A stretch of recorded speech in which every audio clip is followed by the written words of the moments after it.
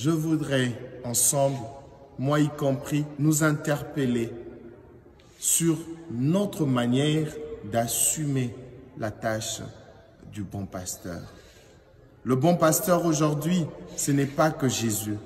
Le bon pasteur aujourd'hui, c'est le parent pour leurs enfants. C'est l'époux pour son épouse, l'épouse pour son époux, le prêtre, le pasteur pour ses ouailles.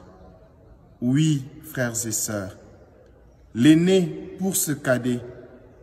Tous nous pouvons jouer ce rôle du bon pasteur. Jésus nous a donné l'exemple, nous devons le suivre.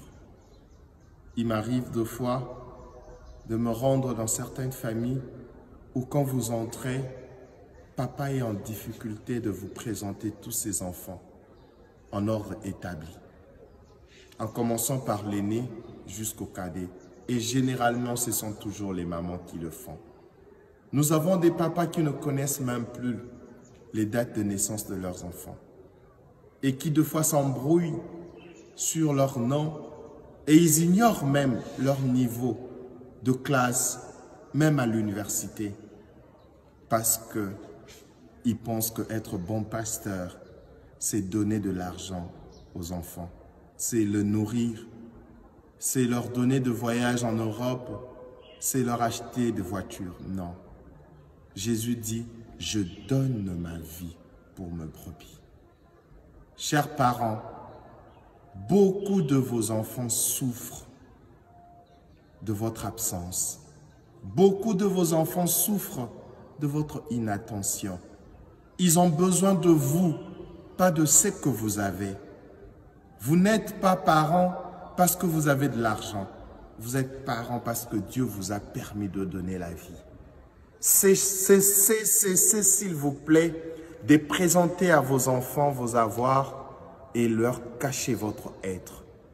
Vos enfants ont besoin de votre être. Jésus ne nous a pas montré les avoirs. Jésus se donnait à nous. En os, en chair, il a donné son sang comme boisson, sa chair comme nourriture. Et je crois que c'est l'exemple que tout parent doit suivre. Vous avez aujourd'hui des familles d'apparence heureuse où ils ont tout. Il y a tout, l'argent, le pouvoir. Mais quand vous rencontrez les membres de cette famille, il y a une tristesse au fond du cœur parce que l'amour n'existe pas. Parce que les enfants n'ont personne à qui parler, personne avec qui aborder les problèmes qui les tourmentent. Et l'Église a pris maintenant la place de certains parents. Nous sommes prêtres. Qu'est-ce que nous n'écoutons pas? Parce que beaucoup des parents sont absents. Et je veux parler aussi aux conjoints, époux, épouses.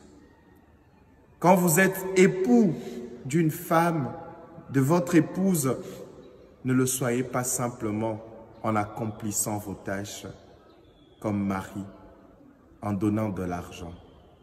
Il y a des choses qui ne s'achètent pas. Cher mari, chère femme, soyez le bon berger de votre mari, de votre femme. Et nous prêtres, nous qui chaque jour prêchons la parole des dieux, nous ne sommes pas de loups pour nos fidèles.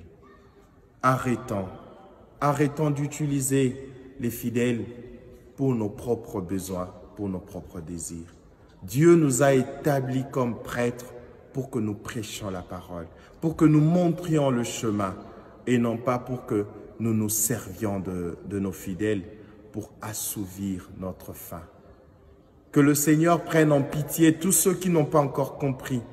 Que le Seigneur nous pardonne et qu'il nous interpelle vivement pour que chacun revienne sur le bon chemin.